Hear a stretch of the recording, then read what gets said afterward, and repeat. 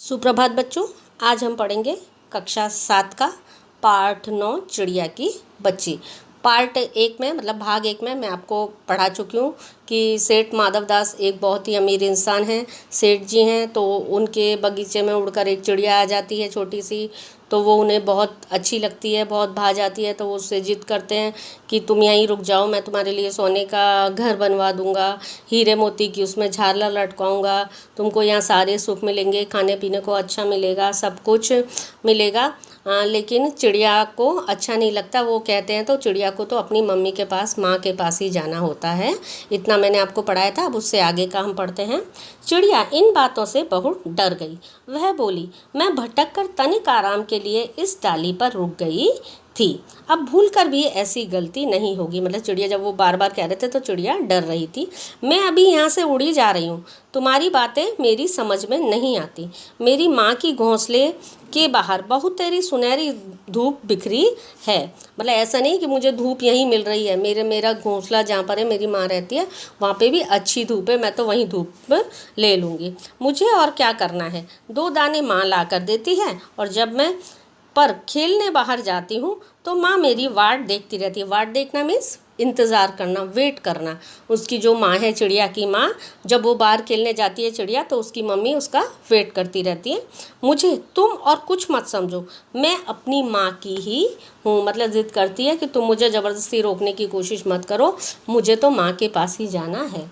माधव दास ने कहा, बोली चिड़िया, तुम कहाँ रहती हो? तुम मुझे नहीं जानती। चिड़िया, मैं माँ को जानती हूँ, भाई को जानती हूँ, सूरज को और उसकी धूप को जानती हूँ, घास, पानी और फूलों को जानती हूँ। महामान्य, तुम कौन हो? मैं तुम्हें नहीं जानती। चिड़िया उसको मना कर देगी, मैं सारी प्राकृतिक चीज़ों को जानती हूँ, सूरज को, धूप को, घास को, सबको जानती हूँ जिनसे कि मुझे सुख मिलता है, लेकिन मैं तुम्हें नहीं जानती। मैं तो अचानक से ही यहाँ आ गई हूँ। माधव दास कहते हैं, तुम भोली हो चिड़िया, तुमने मुझे नहीं जाना, तब तुमने कुछ नहीं जाना। मैं ही तो सेठ हूँ, सेठ माधव दास।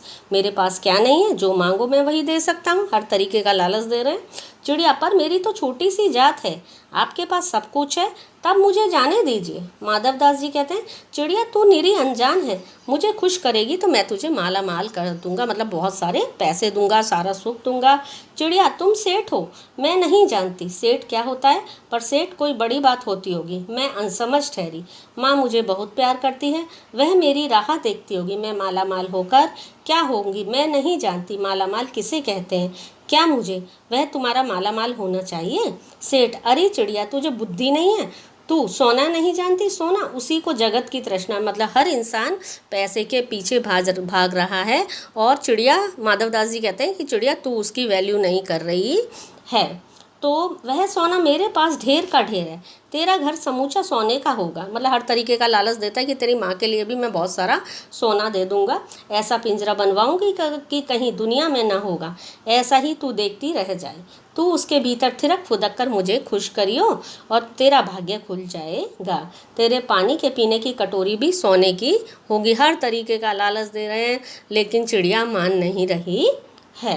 चिड़िया, वह सोना क्या चीज़ होती है सेठ, तू क्या जानेगी? तू चिड़िया जो है, सोने का मूल्य सीखने के लिए तुझे बहुत कुछ सीखना है। बस यह जान ले, सेठ माधव दास तुझसे बात कर रहा है, जिससे मैं बात कर लेता हूँ उसकी किस्मत खुल जाती है। ये एक बात माधव दास जी के कौन से व्यवहार को बता रही है? घमंड वाले व्यवहार को बता रही है, अभिमानी व्यवहार को बता रही है।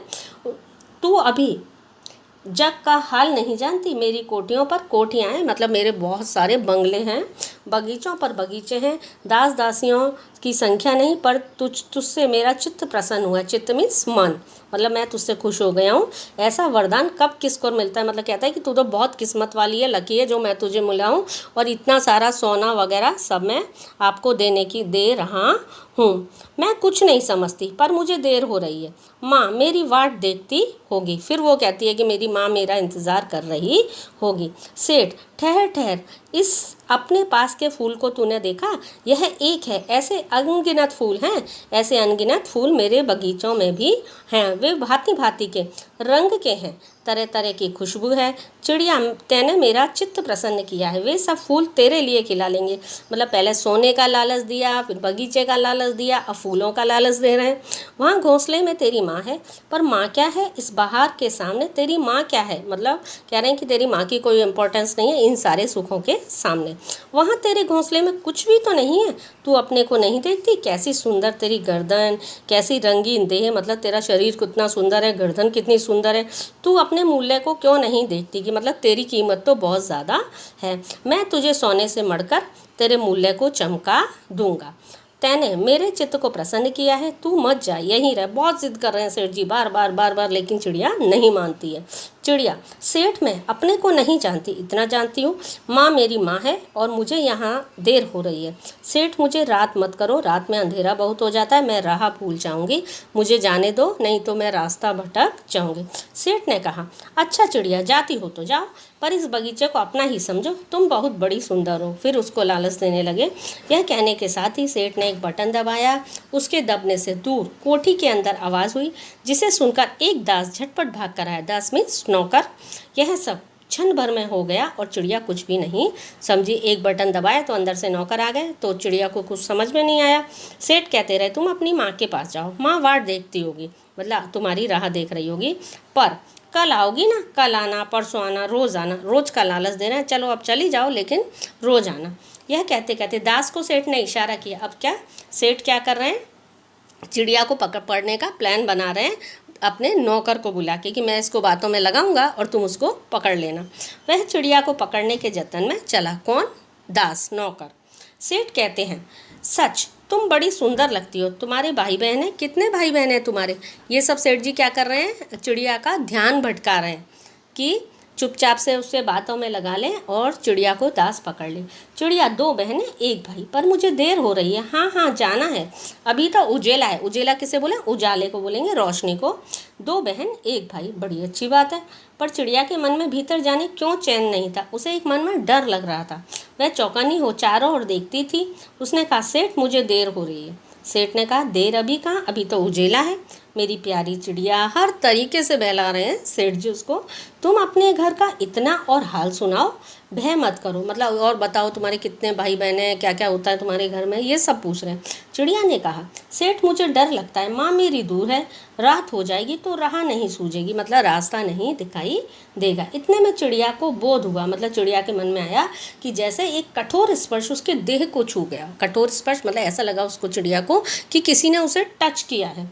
वह चीख देकर चिचियाई और एकदम उड़ी। नौकर के फैले हुए पंजे में वह आकर भी ना आ सकी। तब वह उड़ती हुई एक सांस में माँ के पास गई और माँ की गोद में गिरकर सुबकने लगी, ओ माँ, ओ माँ। मतलब सेठ ने हर तरीके की कोशिश की लेकिन चिड़िया को नहीं पकड़ सके और चिड़िया डरती डरती डरती डरती उड़ते उड़ते अपने माँ के पास पहुँच गई। वहाँ जाके क्या किया उसने, माँ ने बच्ची को छाती से चिपका कर पूछा, क्या है मेरी बच्ची, क्या है? चिड़िया के उसकी माँ के पास पहुँची तो माँ भी डर गई कि क्यों इतनी घबराई हुई है। आप भी कभी कभी डर जाते हो किसी चीज़ से तो अपनी माँ के साथ जाके गले लग जाते हो ना, ऐसे ही चिड़िया भी छोटी सी बच्ची थी, वो भी अपनी माँ से गले लग गई। पर बच्ची काँप काँप कर माँ की छाती से चिपक गई और बोली कुछ नहीं, बस सुबकती रही, ओ माँ बार बार में बोलती रही। बड़ी देर में उसे ढांढस बंधा और तब वह पलक मीच कर छाती में ही चिपक कर सोई, जैसे कि अब पलक नहीं खोलेगी। बहुत ही अच्छी कहानी है, आपको 2 या 3 बार अच्छे से पढ़ ही लेनी है। और क्या संदेश मिलता है इस कहानी से हमें कि कोई हमें कितना भी खरीदने की कोशिश कर ले या फिर एक पक्षी प्रेम बताए, जैसे इंसान का आप लोगों को भी अपनी माँ से प्यार होगा, पापा से प्यार होगा, ऐसा नहीं है कि वो लोग पक्षी हैं तो उनमें प्यार ना हो। भले ही जानवर हो, भले ही पक्षी हो, अपने माँ बाप से सबको ही प्यार होता है। और ये भी संदेश दिया गया है इसमें कि हमें कभी भी पक्षियों को परतंत्र नहीं रखना चाहिए।